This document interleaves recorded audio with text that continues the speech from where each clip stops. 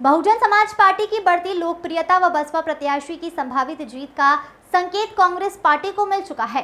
आपत्तिजनक नारेबाजी करने वाले लोगों के ऊपर बहुजन समाज पार्टी के कार्यकर्ता द्वारा तत्काल थाने पर जाकर एफआईआर दर्ज कराई गई, परंतु अभी तक कोई कार्रवाई नहीं होना यह दर्शाता है कि अंदर खाने से बीजेपी व कांग्रेस की मिलीभगत है। मुख्य निर्वाचन अधिकारी से मैं मांग करता हूं कि अतिशीघ्र कांग्रेस प्रत्याशी का नामांकन रद्द किया जाए। आपत्तिजनक नारा लगाने वाले कांग्रेस कार्यकर्ताओं पर संवैधानिक कानूनी कार्यवाही की जाए। बसपा कार्यकर्ता से अपील करता हूं कि विरोधी पार्टियों की इस कायराना हरकत को चुनौतीपूर्ण मानते हुए जांजगीर चांपा लोकसभा में और ज्यादा जोश व जुनून के साथ लग जाए। बहुजन समाज पार्टी के प्रत्याशी हम सबको दुलरवा भाई डॉक्टर रोहित डहरिया जी को भारी बहुमत से जिताने के लिए तन मन धन से जुट जाए। देवलाल सिन्हा, बहुजन समाज पार्टी प्रदेश उपाध्यक्ष छत्तीसगढ़, अभी वर्तमान राजनांदगांव लोकसभा चुनाव लड़ चुका हूं। देखिए, कांग्रेस कार्यकर्ताओं के द्वारा जिसने भी बुलाया गया है वो संभावित हार को देखते हुए बहुजन समाज पार्टी की जनाधार और जांजगीर लोकसभा में मान्यवर काशीराम साहब के जो गढ़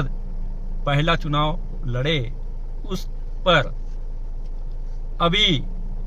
बहुत ही बहुजन समाज पार्टी पूरे जोश शोर के साथ चुनाव लड़ रही है। इससे कांग्रेसी कार्यकर्ता द्वारा घबराए और अनर्गनर बयान दिया, उसको मैं पूर्ण रूप से निंदा करता हूं और चुनाव आयोग से अपील करता हूं, जिस कार्यकर्ता द्वारा जिसने बुलाया उसको तत्काल कार्रवाई किया जाए और कांग्रेस के प्रत्याशी का नामांकन रद्द किया जाए।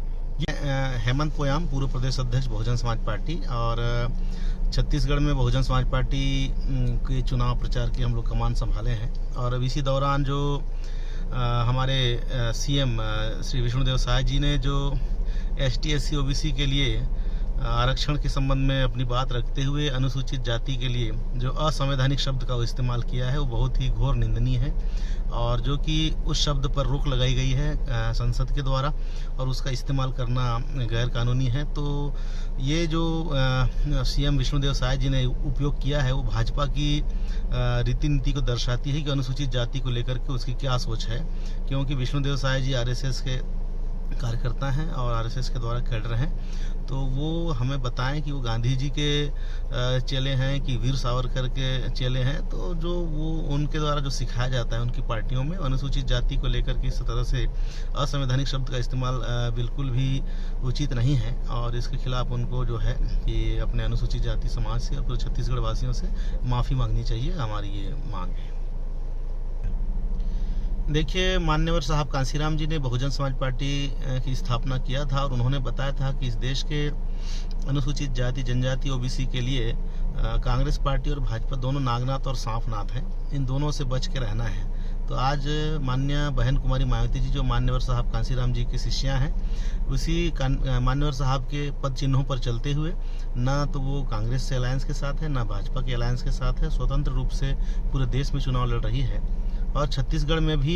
पूरे 11 सीटों पर दमदारी से चुनाव लड़ रही है। और खास करके जांजगीर लोकसभा की सीट जहां पर मान्यवर साहब काशीराम जी ने अपना पहला चुनाव लड़ा था, वहां पर हम लोग बहुत मजबूती से कैंपेन कर रहे हैं और निश्चित रूप से हम लोग इस बार जांजगीर सीट जीत भी सकते हैं और जीतने की दिशा में कदम बढ़ा रहे हैं, जिसका स्पष्ट उदाहरण ये है कि कांग्रेस भाजपा दोनों जांजगीर में डरी हुई हैं। और अभी जो वीडियो एक वायरल हुआ कि कांग्रेस पार्टी के कार्यकर्ताओं ने बसपा को लेकर के एक आपत्तिजनक नारा लगाया, वो इस बात का सबूत है कि कांग्रेस पार्टी वहां पर हाशिए पे है, हार मान रही है और बसपा को बदनाम करने के लिए इस तरह से नारे लगा रही है। तो हमारे कार्यकर्ताओं ने इसको लेकर के चुनाव आयोग में शिकायत किया है। निश्चित रूप से BSP की बढ़ती ताकत से दोनों पार्टियां घबराई हुई हैं और छत्तीसगढ़ में भी हम लोग निश्चित रूप से सीट भी जीतेंगे और वोट % हमारा निश्चित रूप से छत्तीसगढ़ में बढ़ेगा।